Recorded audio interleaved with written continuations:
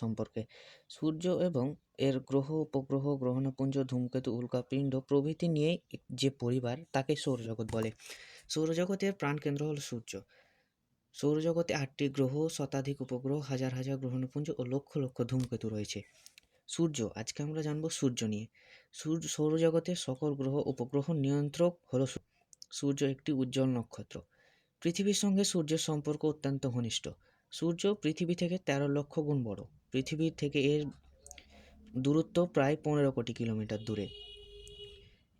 এর ব্যাস প্রায় 13,84,000 কিলোমিটার। সূর্যের উপরিভাগের উষ্ণতা 57,000 ডিগ্রি সেলসিয়াস।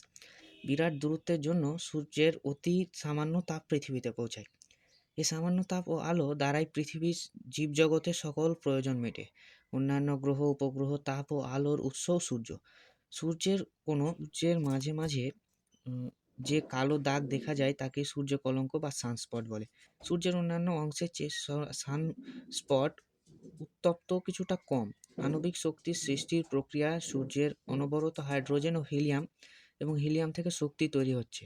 সূর্য প্রায় 25 দিনে নিজ অক্ষের ওপর একবার আবর্তন করে। সূর্যের আলো ও তাপ ছাড়া পৃথিবীর উদ্ভিদ প্রাণী কিছুই জন্মাতো না এবং প্রাণের স্পন্দন সম্ভব হতো না। আরও ইন্টারেস্টিং ভিডিও দেখতে আমাকে সাবস্ক্রাইব করো।